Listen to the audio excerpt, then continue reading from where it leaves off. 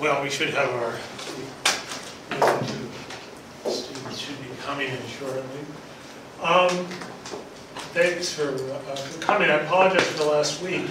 I was ill for the week before. I really wasn't feeling well, and then I was still ill last week. It was one of those, you know, those colds that just it took a long time. It took me a bit more than 2 weeks, but I'm over it.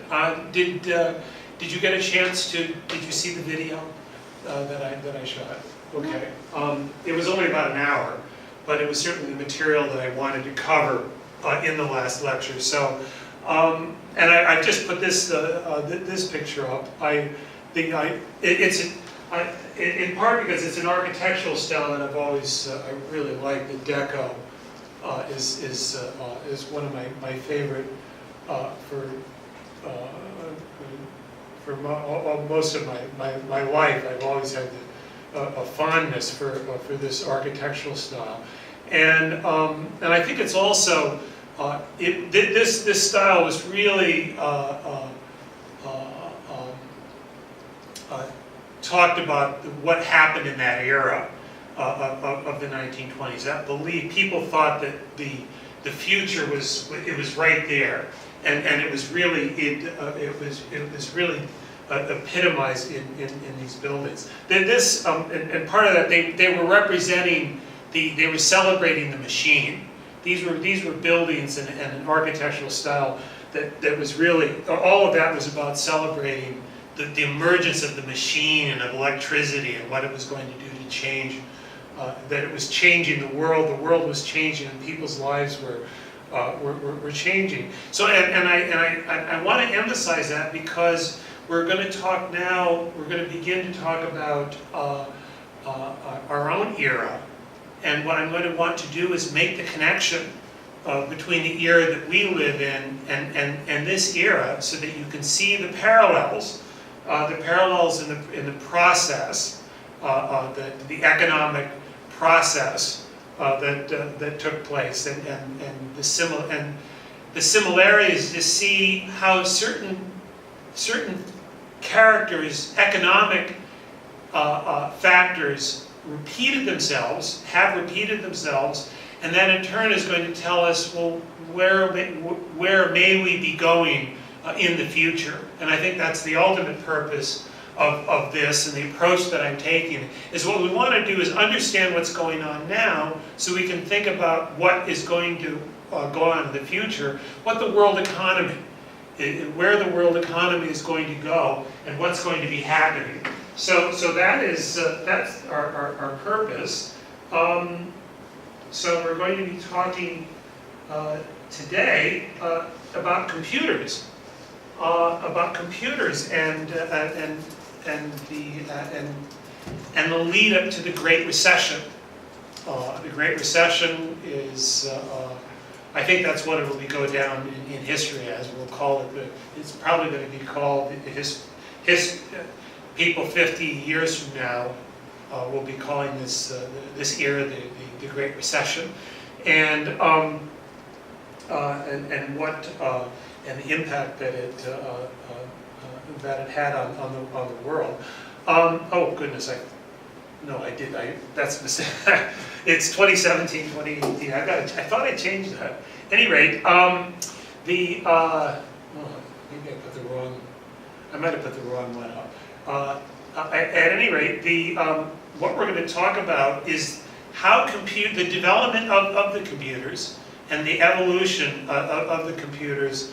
And what we're going to see is actually a real parallel between the development of electricity and the electric motor. And what we saw in the last several lectures was the impact that the electricity and the electric motor had on production and on how economies changed, how the economy, the global economy changed as a result. What we're going to see is something very similar in computers, we're going to look at the process of how computers, the process that they went to be invented. And we're going to begin by actually going back to historically computers. People imagined the idea of creating calculators and things that could help humans with calculations is an old idea. Of course, the abacus, which was really used until quite recently in many parts of Asia, was a type of adding machine, a type of manual adding machine.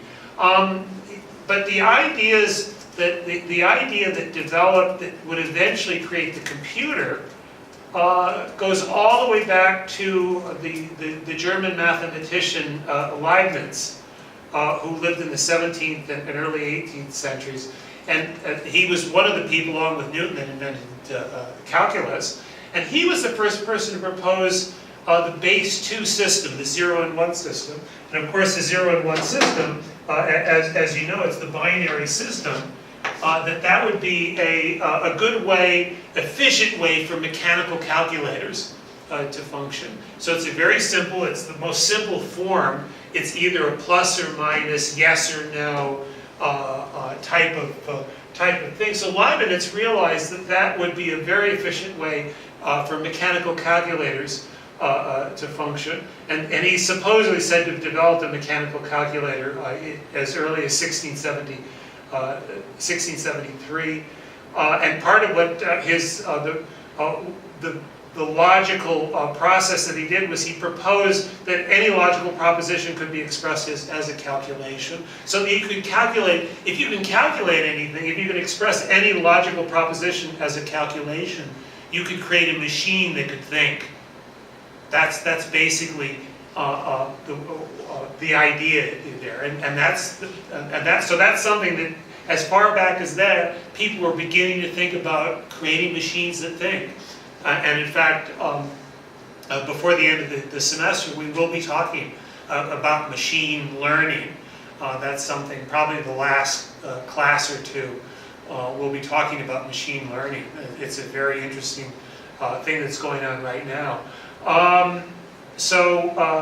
But basically what he was saying was that base 2, so the base 2, the 0, 1 binary, and logic itself are the same thing. It's a very powerful concept, and that is that true and false statements can be coded as 0 and 1 outcomes. So and then the next step was in this process that was the British mathematician George Boole. If you've heard of Boolean algebra, he's famous for that. And what he demonstrated was that formal logic could be reduced to an equation whose results could only be 0 or 1. That's a truth or false statement. And what's important about that is that he showed that this existed, and what he showed was that calculators making use of the base 2 binary system could function as logical machines. Now we know, if you've done coding, any kind of coding, you know what you're doing is you're making logical statements, true, and a lot of it's true or false statements. So if you've done coding in Excel or any kind of coding, that's a very important aspect of that. Is that this binary logic. Charles Babbage was another British mathematician, and 19th century. He was probably the first person to develop a programmable computing device, and he called it the difference engine, and he began building it in 1823, and it was a mechanical calculator that he wanted to tabulate polynomial functions. And what he wanted to do was improve the accuracy of mathematical tables. Because at that point, people understood complex mathematics, but everything had to be done by hand. And if you had to do everything by hand, to any kind of, basically, the mathematics that existed was far more complex than the human ability to actually make use of it. So people realizing that in the early 19th century. And Babbage began thinking about, well, how do we build a machine to do that? and he received 17,000 pounds from the British government in the 1830s to construct this what he called the difference engine. He never completed it. He decided he wanted to make a more advanced calculating machine. And in fact, these are photos these are machines that were built actually in the late 20th century, using his design to show that in fact they could have worked. In fact they could have worked, and that they could have been completed using these were done using the available technology that was available at the time that he proposed it. And so what was shown was that in fact you could do that. The difference, this is the analytical machine, which was his second attempt, and he was a more advanced machine. He wanted to make a programmable computing device. It was a 4-function calculator, and he wanted to use it also to calculate square roots. And the interesting thing was, the data was he wanted to input data through punch cards. So this is the not even before 1850, the 1840s, and this machine actually, he created the idea of using punch cards. And that the machine would have the punch cards that would be the input of the data. So this idea of having punch cards, which was until the 1980s used in computing. I remember when you still use punch cards in order to that they punched cards and they put it in the machine. When I was an undergraduate, that was still, the computer still did that. The big mainframe computers in the university that I went to, that's what you did, were these punch cards. So that's, that wasn't that long ago. And he used a programming language that was considered similar to that of modern day assembly languages. So these ideas, people were really beginning to develop these ideas well in advance that you could really that you could really do it, and his it was a programming language that used what's called conditional branching, if, then, and go statements. He had an arbitrary amount of memory, but I should say this is to the right. It says to the left, and the other thing was interesting. You see this the line shaft. Remember we talked about the line shaft. So this is a line shaft, and he intended to use a line shaft in order to power the machine. So it was kind of like to use a mechanical power in order to drive the computation. It was going to do something, and the thing was going to spin, and so it could spin and do calculations over and over again, which is exactly what a computer does, what an electronic computer. Electronic computer isn't smart, it just does what it's told, and it does computations over and over and over and over and over again. Or at least they're getting, of course it's getting smart now because of artificial intelligence, machine learning, but this idea of just doing a lot of calculations, and again that line shaft was the thing he was going to use in order to power it. Then we come to the early 20th century. The mathematician Alan Turing, if you've heard of him, he's a very important figure in the development of logic, a part of game theory, and basically developed some very basic principles of computing. And in 1936, that is considered to have laid the groundwork for the modern computer. He had the idea of the stored program where the instructions or making computations are stored in memory, and that it would be stored on tape and fed into the computer for processing. So when he was really thinking about an actual electronic, really thinking about electronic computer, the first programmable electronic computer was called Colossus, and was developed by the British in 1943 to 1945 during the war, and they wanted to decipher German teleprinter messages. So the idea of this was to create this computer was designed to try to break the German code. And apparently it did help. It was kept secret until the 1970s. Apparently they got pictures of these, but all of the documentation was, and the machines themselves were unfortunately destroyed. Now the important thing here was that these vacuum tubes were used. These vacuum tubes, you may not even know now, the vacuum tubes when I was young was what televisions, for example, were powered with vacuum tubes. The vacuum tube, you could turn it on and off to create a 0-1 state. So that was the thing about the vacuum tube, was you could have a current go through. If the current was on, it was 0, it could be 1, and if it was off, it was 0. So you could create that 0-1 in order to create the binary state.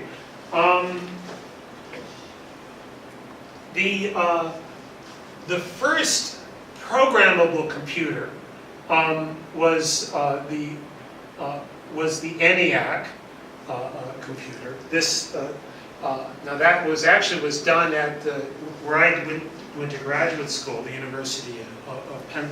It was done at the University of Pennsylvania, and it was supposed to be done. They wanted initially to calculate artillery firing tables for the U.S. Army. So again, this was done during the war with the intention of being used in the war. But it wasn't completed till not after the war in 1946. The other thing here was a decimal computer. It wasn't a binary computer. Its successor was a binary computer. Again, these made use of vacuum tubes, so they were huge machines that and part of the problem with the vacuum tubes is, and especially back then, if a vacuum tube went out, and they would frequently blow. They would frequently go out of order, and if it did, well, then the computer stopped working until you replaced it. Now, when I was a child, we had televisions and vacuum tubes, and the television broke down all the time. You had to get your television fixed all the time because the vacuum tubes, they had problems with the vacuum tubes. That's exactly what was experienced with these early computers. Then the 1950s was an era where the computers rapidly developed. Now, what I want to point out here is that what you've seen. Remember, we've talked about with the electricity and how the use of electricity for manufacturing. With the Great Depression, 1929, 1930, 1940. Then after that, we had a great era of growth. So, and we'll talk about that a little later. But so as soon as that gets going, then you start really this next era. That actually already begins to get started, and I think that's an important thing to remember. At any rate, let's get back to this. The development of random access memory, RAM, took place in this era. So it was this early was something called Mercury delay lines, and the data was stored at an acoustic wave. And all of the data and memory had to pass through the input-output reader in order to get any piece of information. So think about that. The first computers, you had to get, if you wanted to get one piece of information, you had to go through the whole database.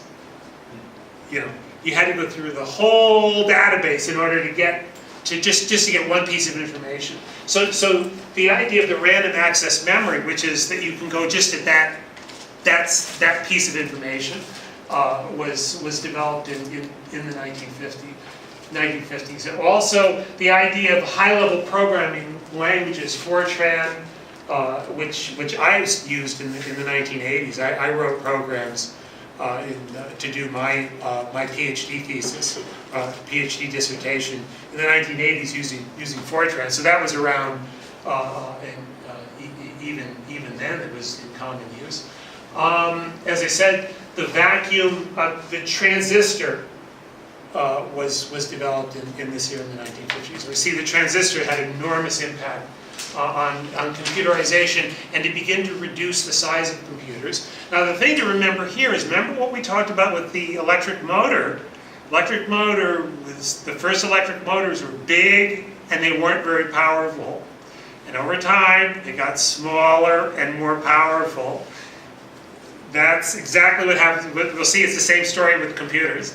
They were big, the first computers really big, they weren't very powerful, and over time, getting smaller and smaller and more powerful. So it's the very same process that took place here. The mainframe computers, that was introduced during, that were introduced, greatly expanded the use of computers by large companies. So this is the 1950s, this took place. A very interesting, you may want to, there's a very interesting, on YouTube, you can go on, and on the night of the election, the US presidential election in 1952, and one of the networks used a computer. And they used a computer to process, to make predictions on who would win the election, of the Democrat or Republican candidate. And what was interesting was that the computer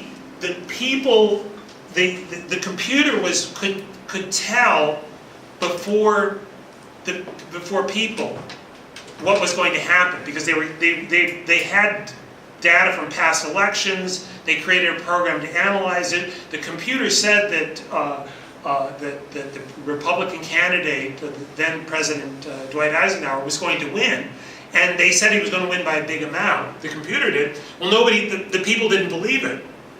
They didn't believe that what the computer was saying, and so that's what they reported on the air. Was the computer had been telling them that for several hours, but they didn't believe it. And so what's interesting about that event was it was live on television, and people could see.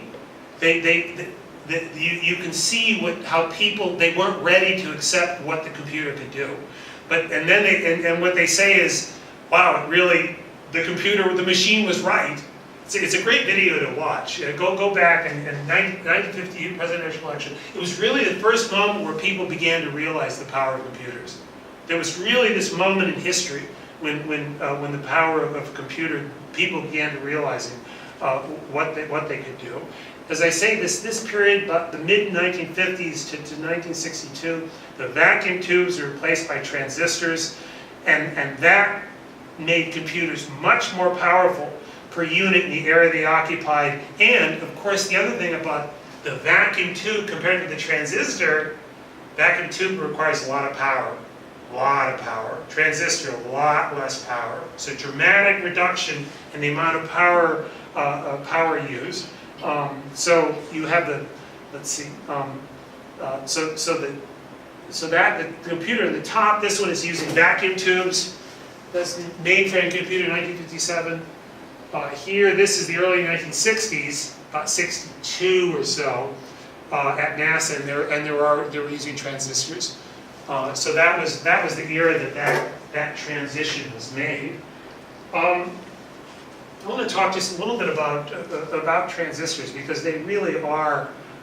It was a crucial invention, and actually it had a major. Transistors, of course, play a major role in the economic development of Japan. The Sony Corporation, the person, I think it was it Mori? It's not. Well, I'm trying to. The founder of Sony, but they acquired the rights in the early 1960s to the transistor. They bought the license and, of course, developed the transistor radio in the early 1960s, which had a dramatic impact on that company.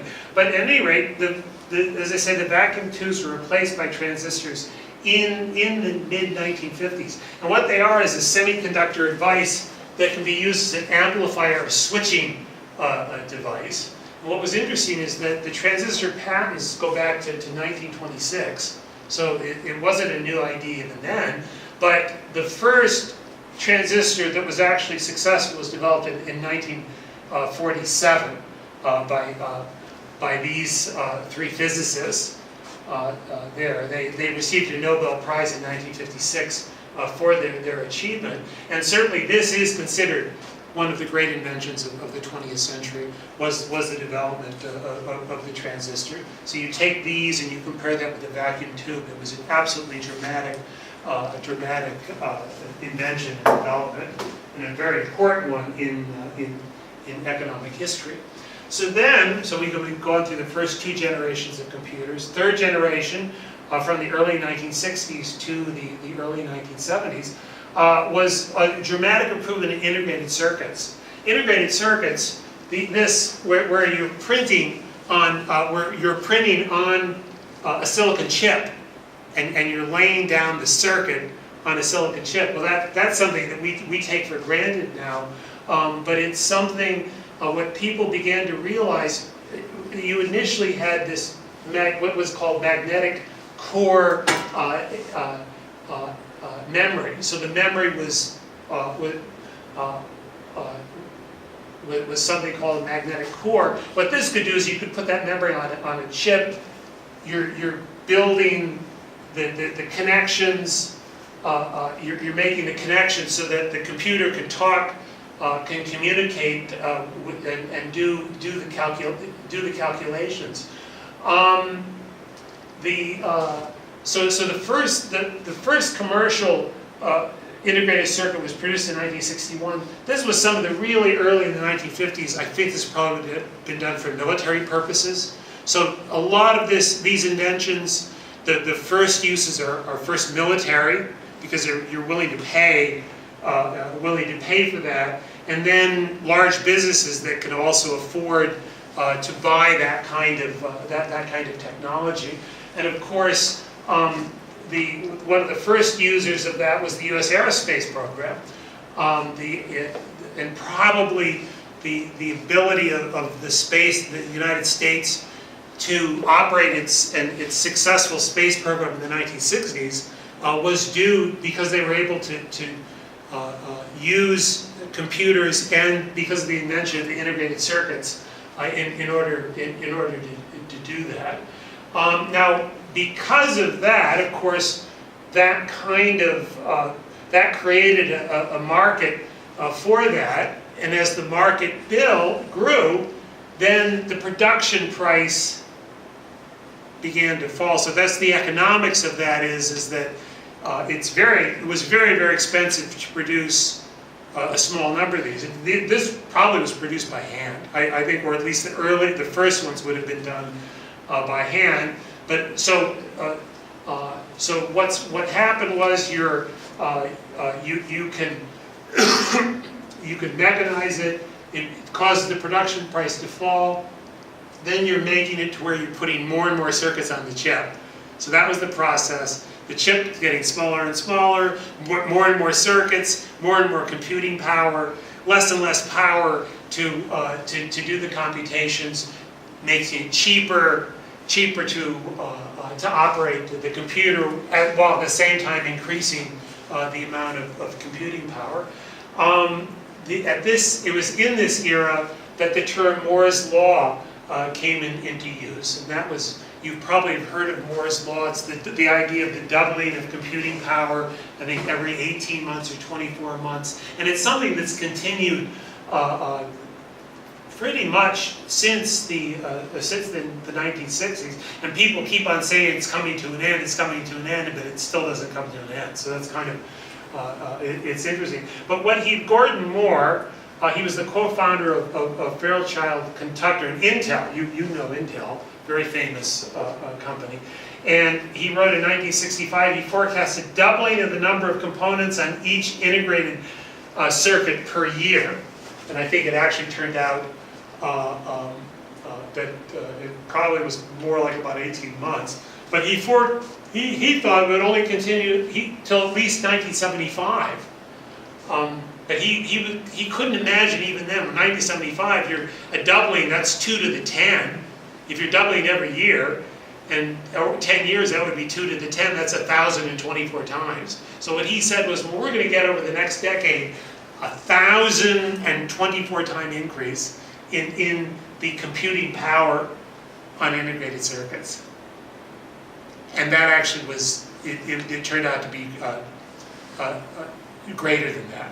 The technology advanced even more quickly than he expected. So these developments helped drive the development of the mini computer.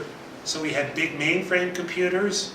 Now you're starting to get a smaller computer, and the smaller computer less expensive than the mainframe, and that's increasing the spread of the computers. So you can see, even by the early 1970s, you're beginning.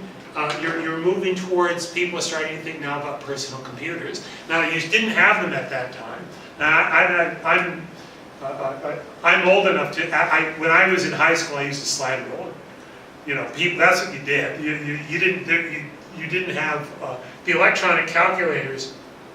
I remember my father he brought one home in 1967, and it was the first, and all it could do was 4 function, plus, minus, divide and multiply, and it cost, but it was electronic.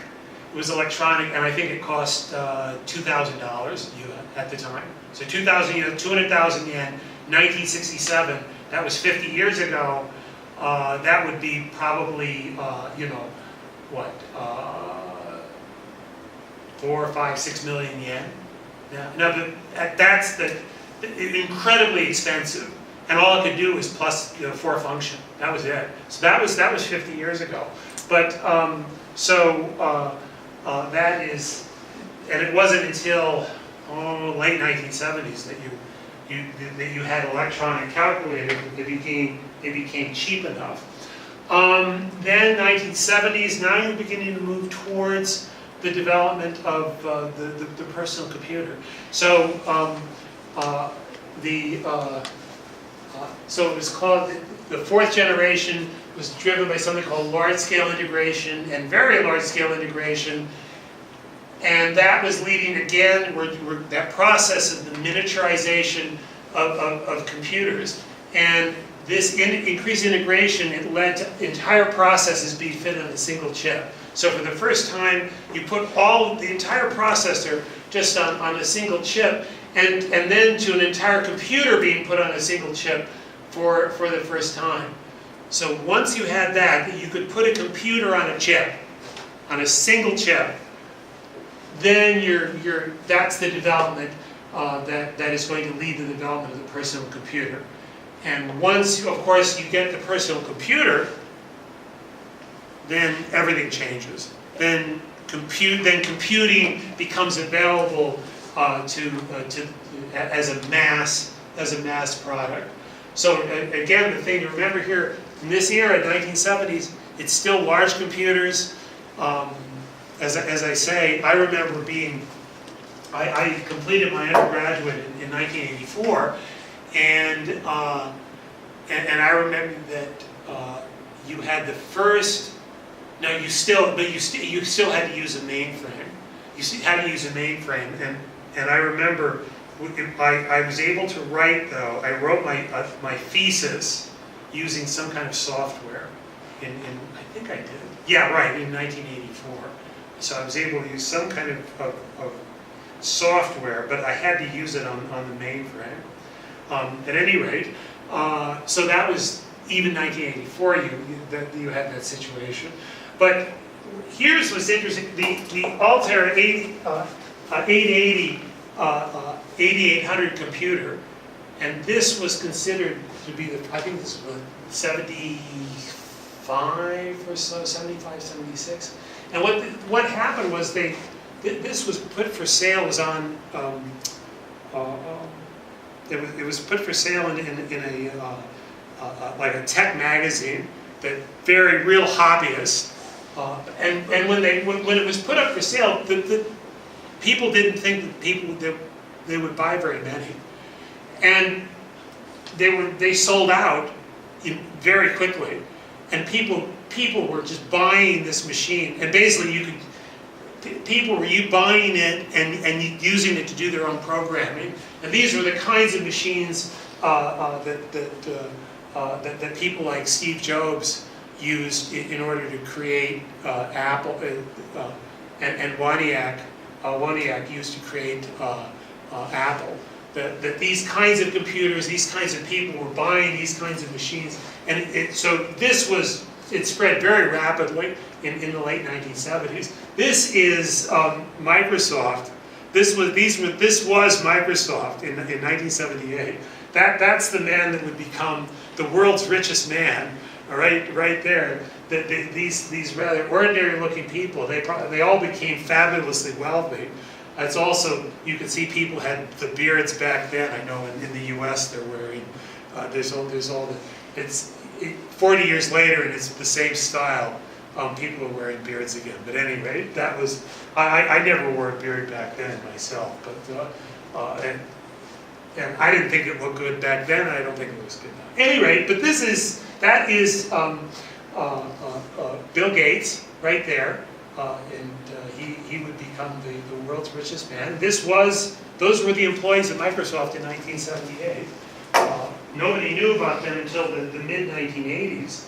From 1985 now, we've really have seen the development of computer technology. In the last 30 years, the dramatic improvement in the use of computers, the increased miniaturization of them. This was the first, the IBM desktop computer. This was the first desktop personal computer that was sold by IBM in 1984.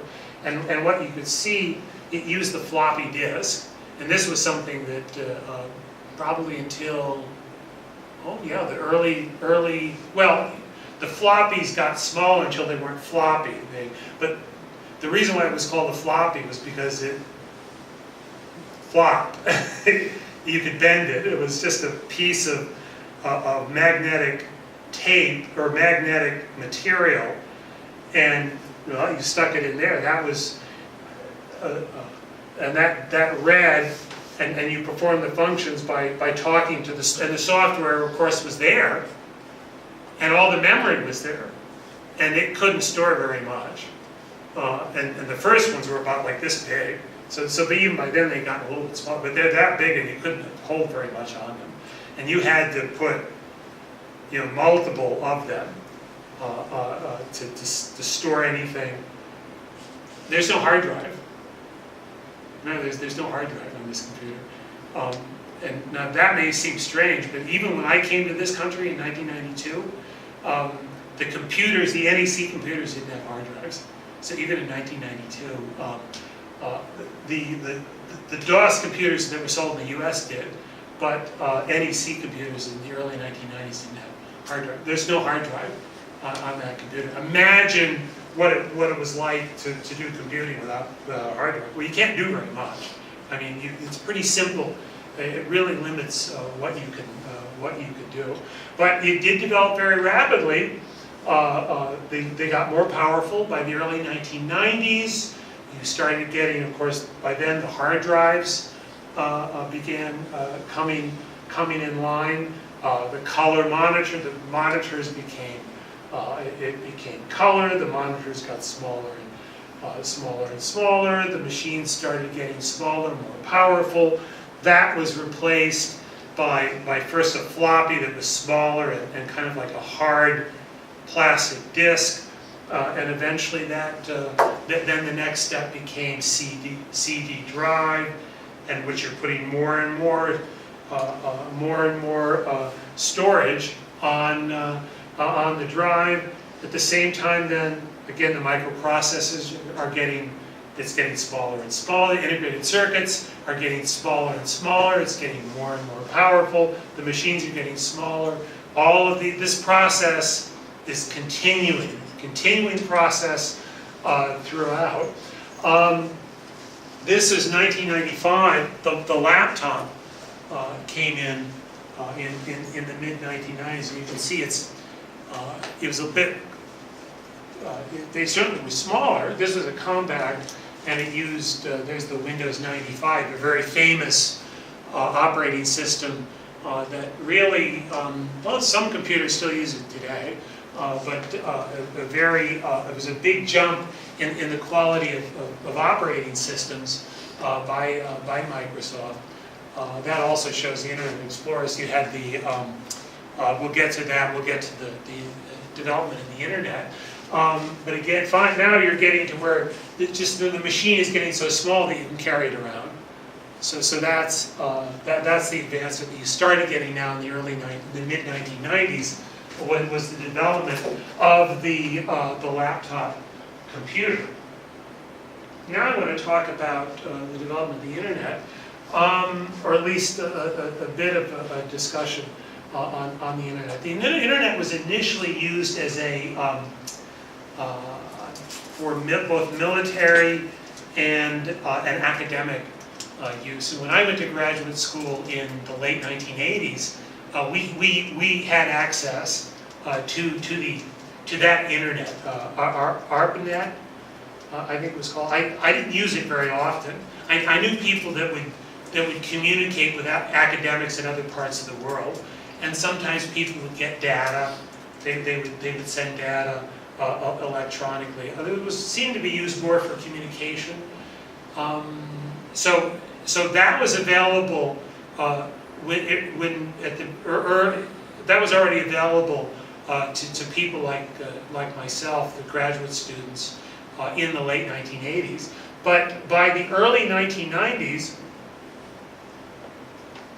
that was beginning to get commercialized.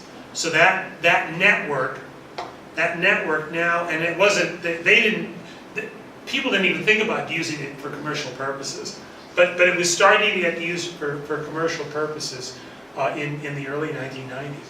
And this was something called Prodigy. I think the first one was this Procom.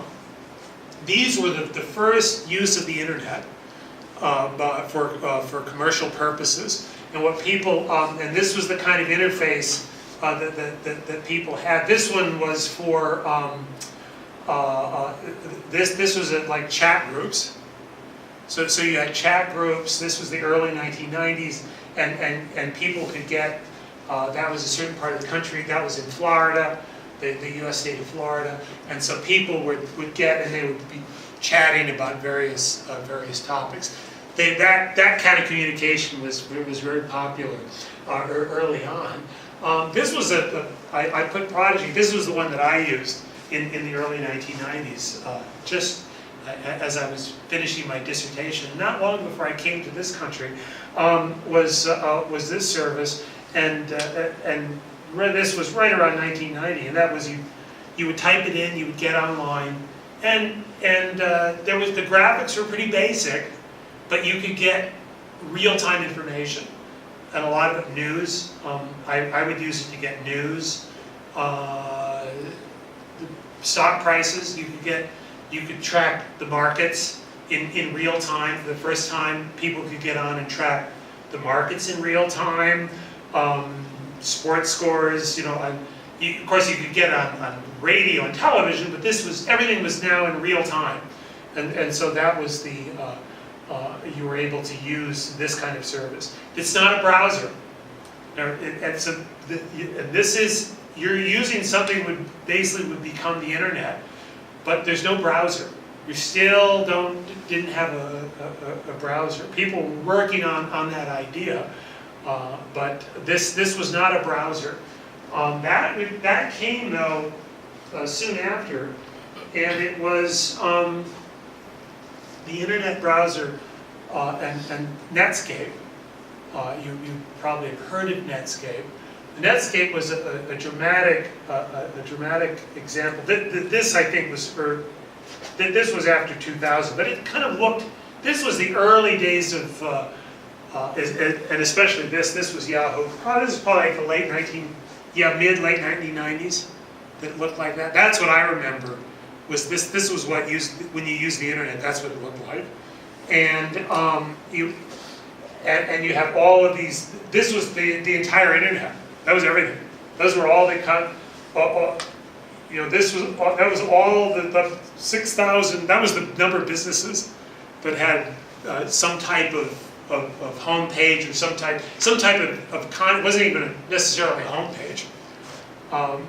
In fact, I remember it was about 1996 or so, and sitting down and explaining to someone that there were 2 companies in Japan that had websites.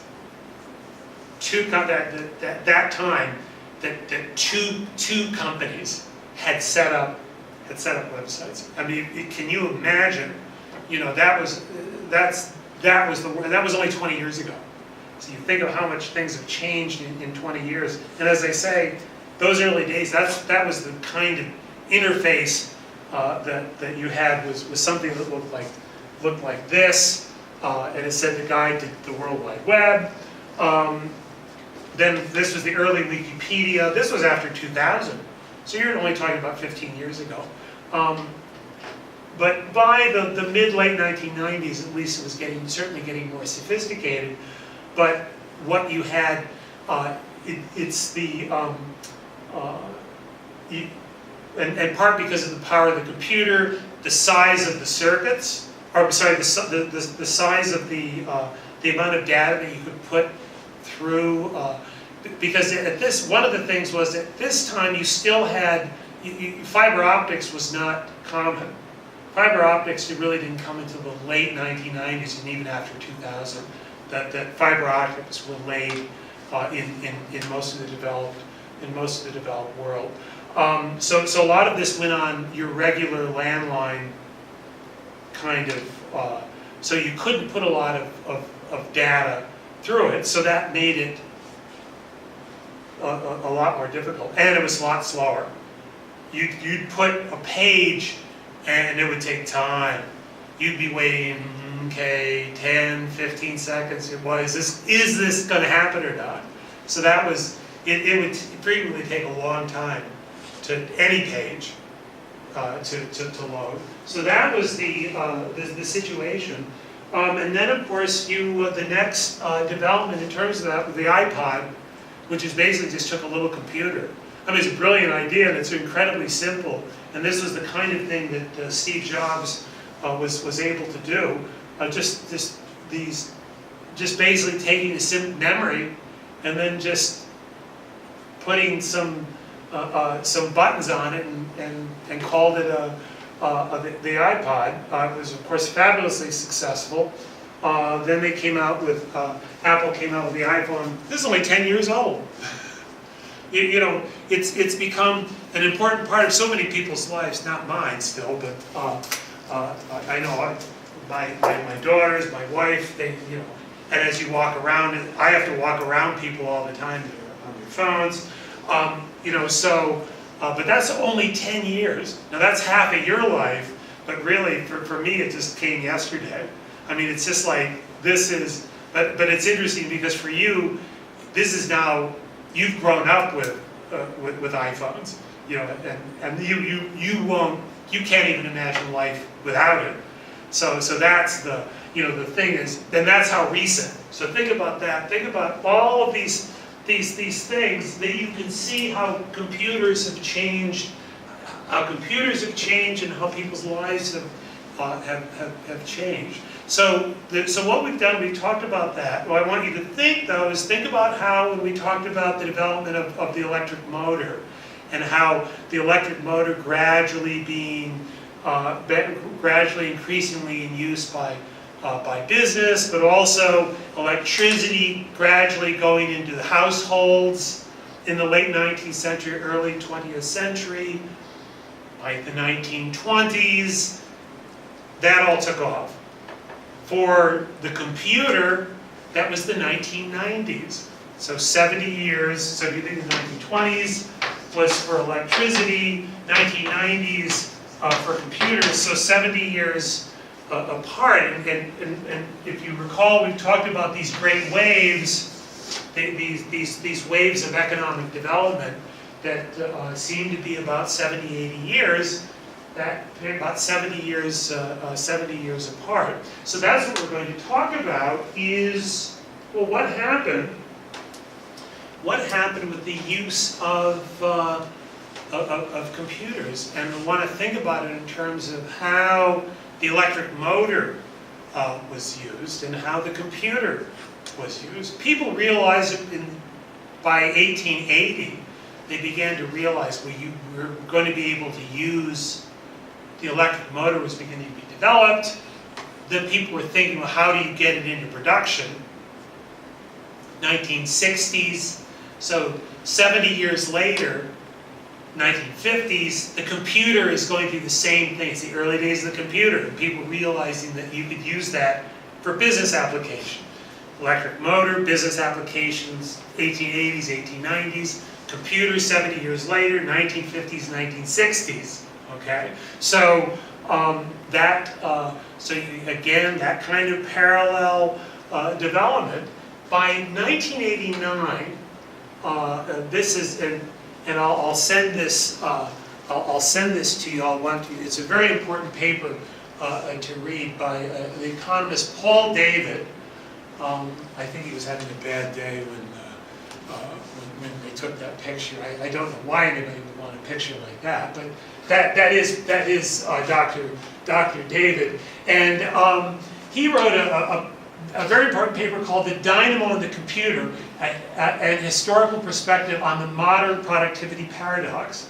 And he considered to that point the limited impact of the spread of computers into the economy or the improvements on productivity. And he was wondering, because businesses were using computers, the use of computers was spreading. By 1989 now, the personal computer, the use of computers is spreading rapidly. But the thing was that economists were trying to measure the economic impact of it by looking at data and looking at productivity and output compared and looking at the input of computers into the operation of companies.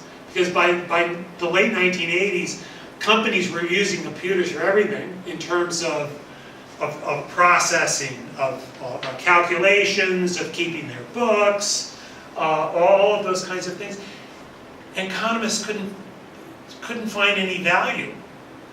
They couldn't find any productivity gain from the use of computers. So in 1989, he's kind of looking, what's going on here? He's trying to figure out why. Why is this taking place? Now, the reality is that what was taking place was, what 70 years before that, the 1910, 1920 period, rapid increase in the use of the electric motor in manufacturing, and they couldn't see any big gain in productivity. So it's kind of the same thing. Very similar thing happened again. 70 years difference, and so he was saying, well, he says a generation of economists who were brought up to identify increases in measures of technical progress had found it quite paradoxical for the growth accountants to measuring of the advance of knowledge vanished at the same time that a wave of major innovations was appearing in microeconomics. So people were disappointed. They were saying, well, this seems like a revolution is taking place, but it doesn't seem to be having any impact. It doesn't seem to be having any impact. And he was saying there were all these wave of innovations on the microprocessor. The companies had invested heavily in computers, and this was a very famous a phrase by the economist Robert Solow, who died recently. He was quite elderly, a Nobel Prize winner, very, very famous economist. And he had a very famous statement which said, and this was from that era, he says, we see the computers everywhere, but not in the productivity statistics. Not in the computers are now everywhere, but we can't see the effect of it. So his thesis was what he noticed was that this had taken place before, and that major inventions drive changes, that it gradually replaces a previous technical engine. So what he did was he went back and he said, you know, we had these eras, the steam engine, the electric dynamo, the electric engine, and computerization. And he drew the comparisons between the electric dynamo, the electric motor, and the computer. So it's a very interesting paper to read, because this now he's thinking about, he realized that there was this parallel, and as I say, you go back, and it's kind of like 80 years going back that you're getting this kind of process that throughout the Industrial Revolution, you've had this happen now, three waves of this kind of technical change and these great inventions that have a tremendous increase on economies. So he notices this, and he sees this process, and now what he did was he connected these eras. This idea of connecting these eras. Now this is very important, because 1989, now we're going to see what happens in the 1990s. So he forecasts, and it's very,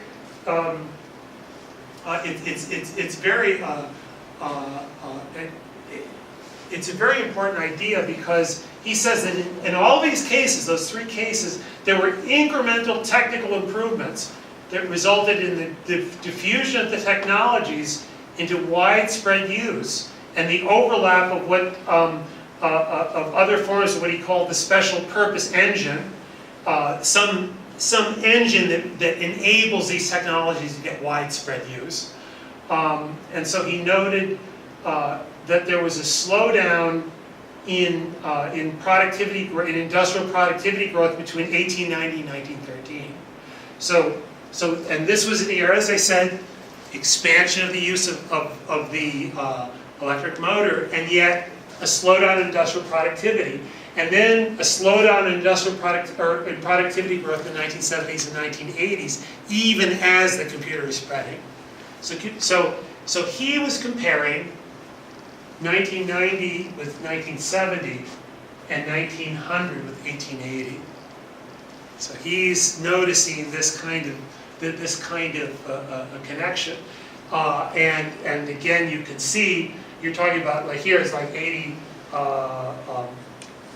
let's see, 90 years, 1880, 1900, 1970, 70 years. Yeah, it's a 70-year difference. Is that right? No, 90 years.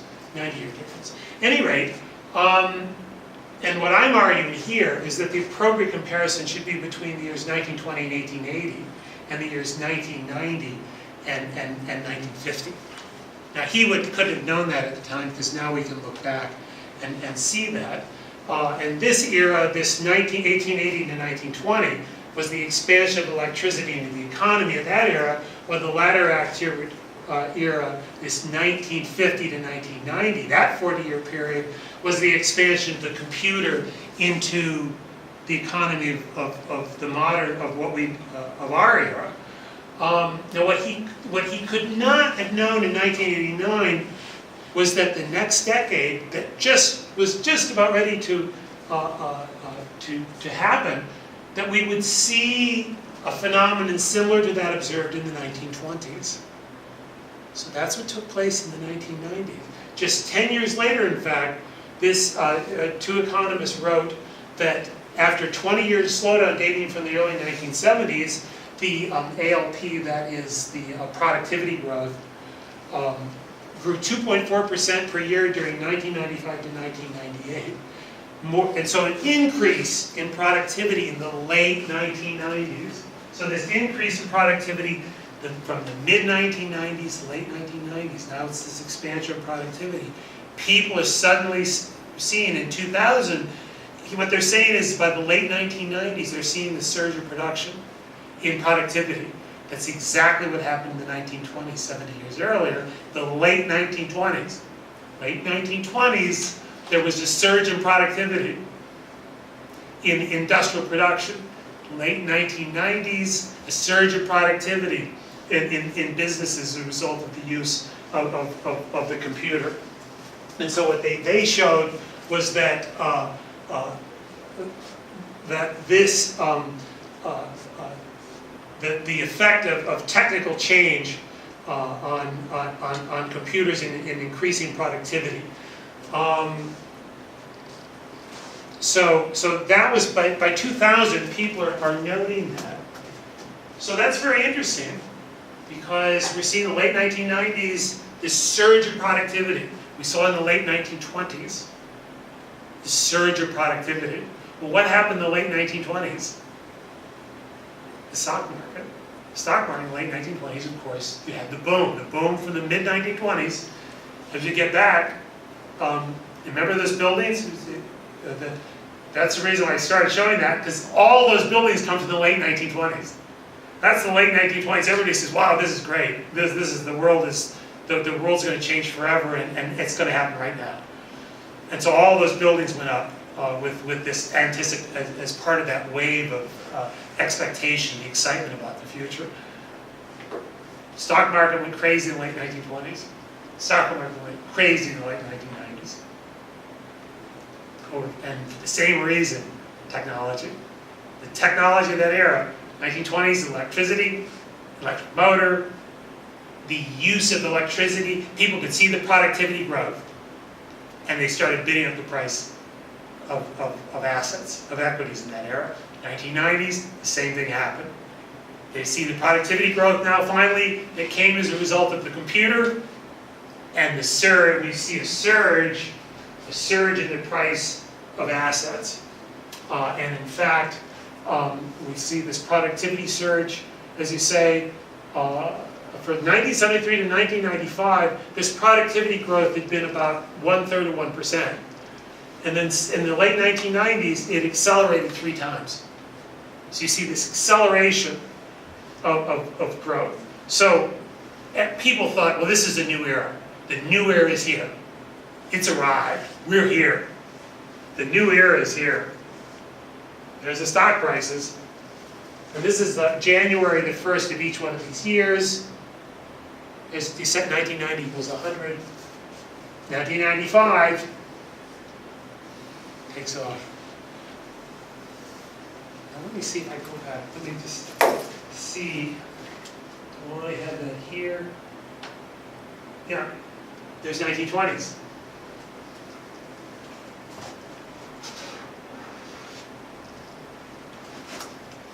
1990s. That's 1990s. NASDAQ, 1920s, 1990s, 1920s. It's almost the same chart.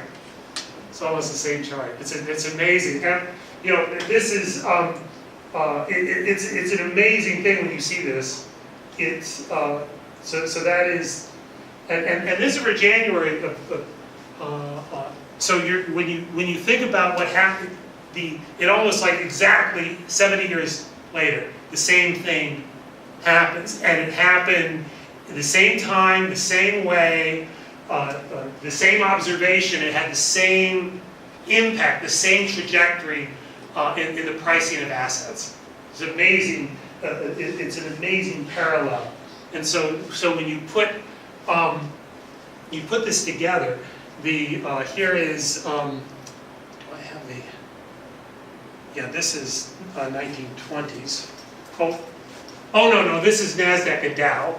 This is the NASDAQ, and this is the Dow. Now I use the NASDAQ because the NASDAQ now was reflecting the technology stocks. In the 1920s, the Dow reflected the technology of that era. So that was in the Dow. But by the 1990s, now you have NASDAQ. The NASDAQ was the electronic trading market. So the electronic market, all of the tech companies, the new tech companies wanted to be on the NASDAQ. They didn't want to trade on the New York Stock Exchange. I'm sorry, on the they wanted to be in this on this market and the Dow, so the Dow were a different group of companies. So this is what you wanted to make the comparison with in the 1920s. So this is, you're seeing the surge. The number's a little bit different. There's a little bit of a difference. I'm trying to figure out exactly. I'll have to go back and check my numbers here. I think it has to do with, and this is an average for the year, and the first one is January the 1st. I think that's what's going on. Anyway, you see it's at 450. That's 1999. But you see this correlation, it's at 0.973. So you would expect that, because it's the same era.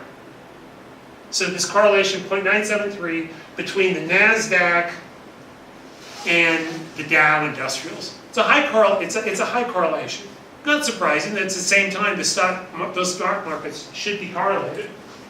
But here's what's really interesting, is that the correlation between the NASDAQ in the 1990s and the Dow in the 1920s is higher. It's 0.981. It's a higher correlation than between the Dow in the 1990s and the NASDAQ in the 1990s. And you just look and you see how it just moves. It's just moving up in parallel. And that in both eras, when people started thinking, and you're just setting 1920 equals 100, 1990 equals 100, putting them together, they're just moving, and they're moving together. Absolutely moving, they're moving together. So you're as a higher correlation. That's just fascinating. When I put this together, this is fascinating stuff to just see this kind of, and the way that I did it, the way I did it was I adjusted for inflation. So this is real. These are real prices. It's adjusted for inflation, and you get that kind of. This is the real price growth, and indexed to 100, adjusted for inflation in the two eras. That's the result that you get. So it's one of those things. When I put this together, it was just amazing. Now and you'll note it's in late 1999, the NASDAQ went crazy. It went absolutely crazy. It just shot straight up. I mean, prices were increasing.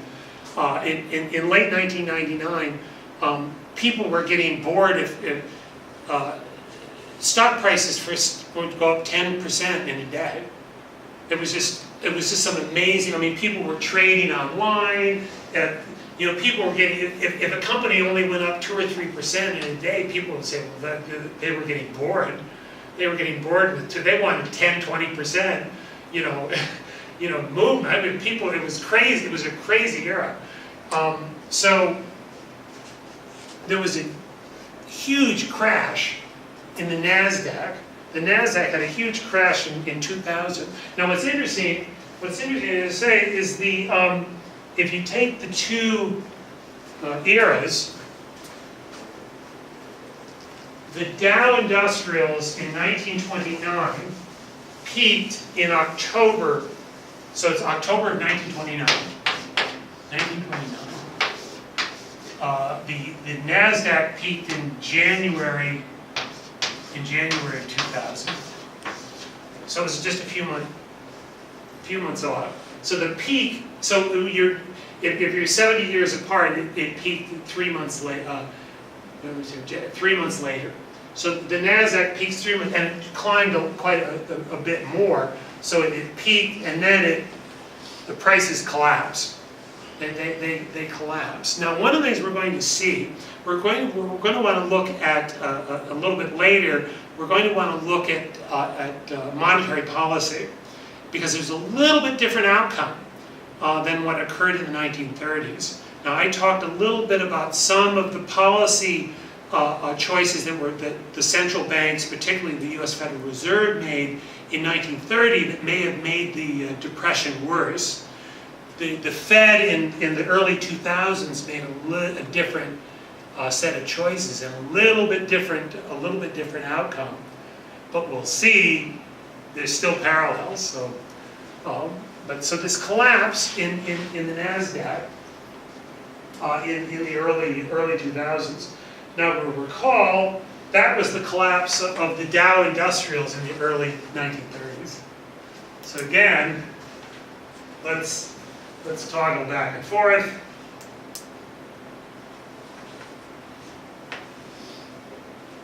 Watch that 2003, 1933. See that? It's the same. It's the same chart. If I change the labels, you wouldn't notice.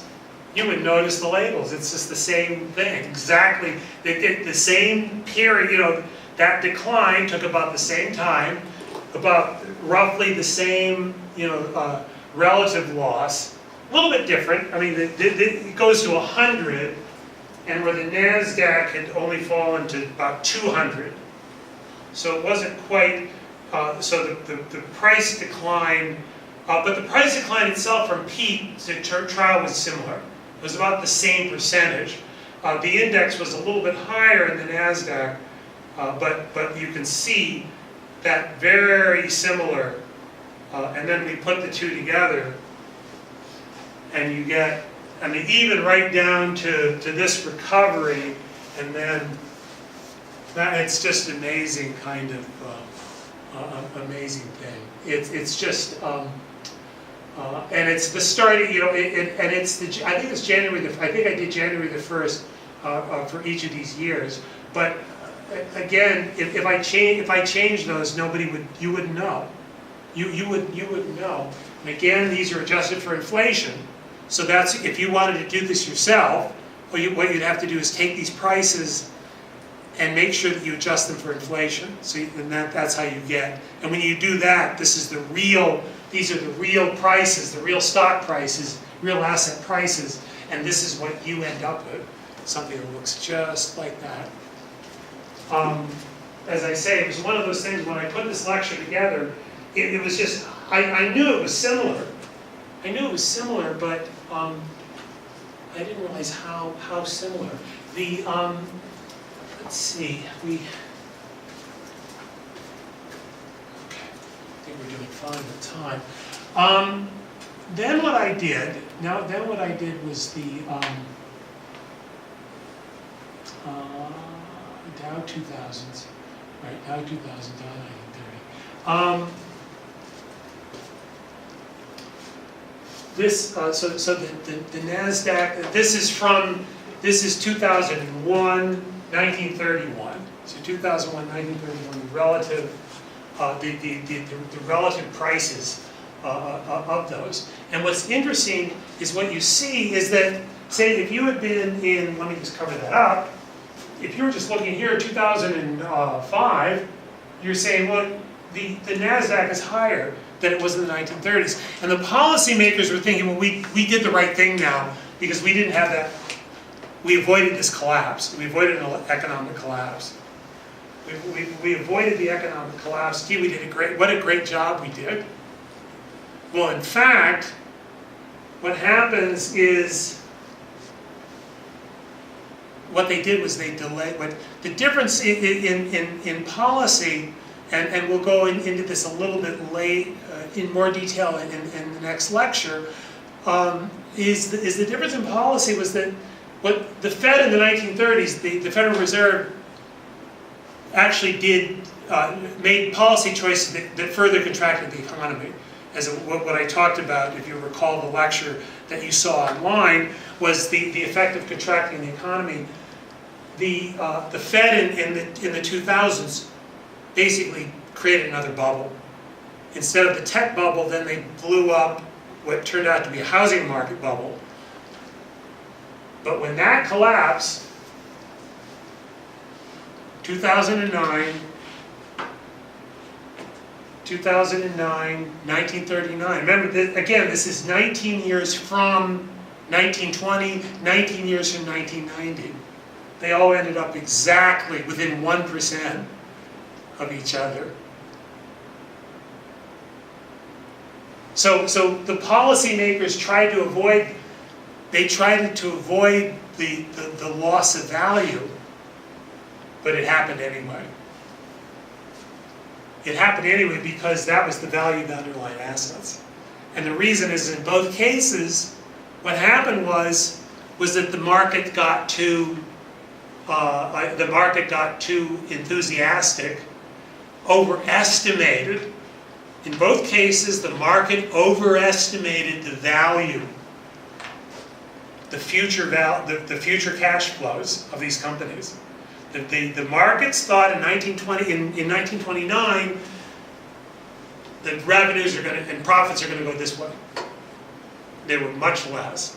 Now, if you've had, some of you have taken my microeconomics class, and I talk about the net present value.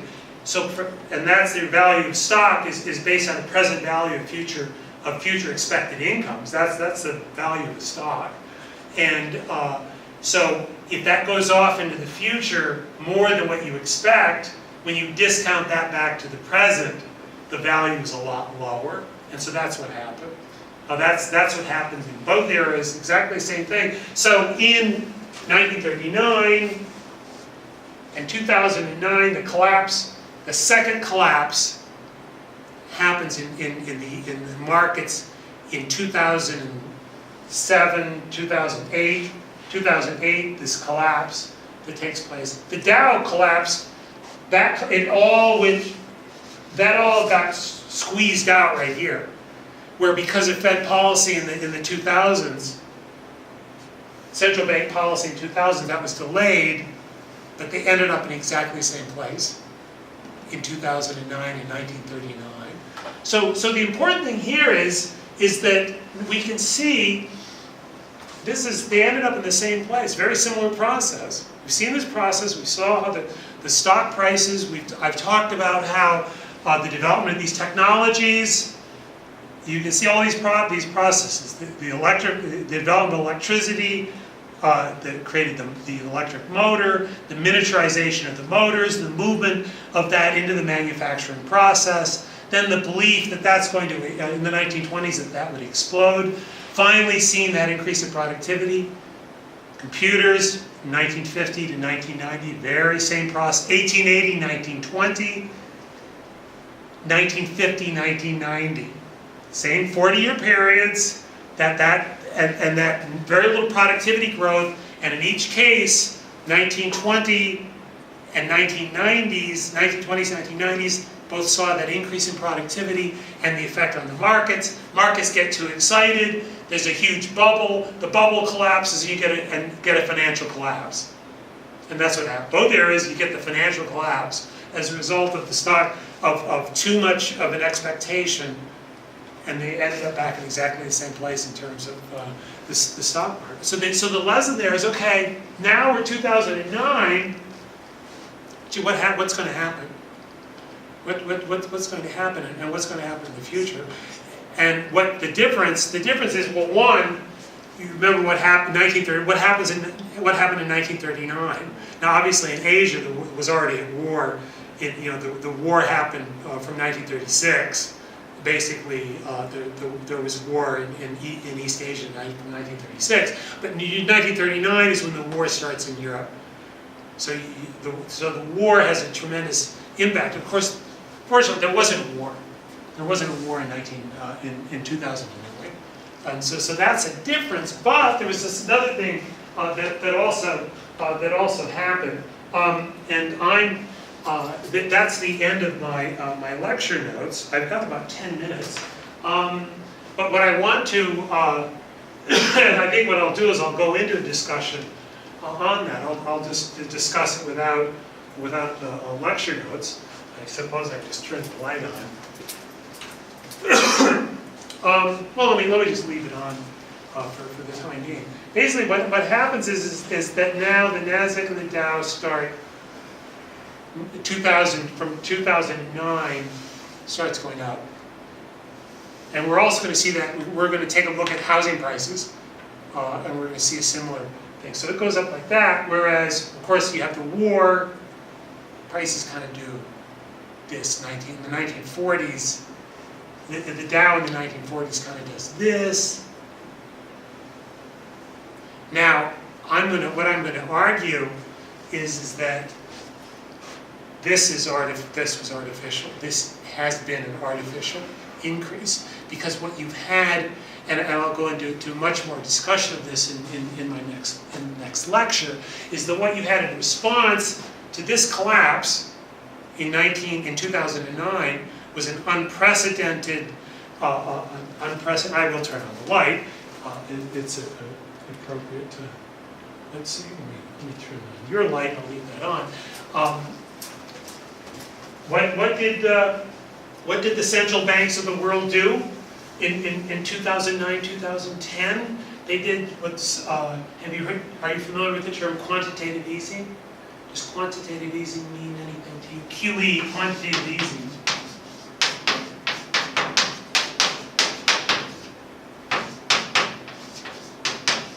Quantitative easing is basically central banks buying assets, primarily government bonds, but not just government bonds. In fact, also other types of securities, both real estate securities. This is done both in Japan and the United States. Japan, the Bank of Japan bought real estate investment trust stocks. In the U.S., it was the Fed bought mortgage-backed securities. But also the other thing was that and this policy has continued to today, the keeping of interest rates artificially low. So especially long-term interest rates, and that's the Federal Reserve, the Federal Reserve Bank, the ECB, the European Central Bank, and the BOJ, the Bank of Japan, have all had very similar policies in the last 8 years to keep the prices of interest rates and the prices of government bonds artificially, the price artificially high and interest rates artificially low. And basically by buying securities, and again that's called quantitative easing, and that's by all of these are the three major central banks of the world, are these three central banks, absolutely massive amounts of purchase, which have had the effect, I think, of artificially driving up asset prices. And personally, what I think is, and one of the arguments that I make is that that you saw what happened. This is 1939, 1940s in the U.S. stock prices. It's not until the 1950s that you really start seeing the prices go up. 1960s is when you had the big boom. 1960s when you had the real big, now everything really exploded. 1950s and 1960s was an explosion. 1950s, interestingly enough, in the U.S. and much of the world, interest rates were low. Interest rates were very low in the 1950s, which probably would have happened in the 2020s, except they've already been low. So we'll see what happens with that, and maybe they will stay naturally low. But what I would argue, my argument, I'll go into this more in my next lecture, is that the increase in asset prices that we've seen since 2009, I think, is largely artificial, and that eventually they tried, like here, they tried to not to have this happen, and it happened anyway eventually, and I think we're going to come back to some convergence again. I think we're going to get back to some kind of convergence. That argument is, and I know people that are running out and buying assets right now. Stock, I wouldn't run out and buy assets.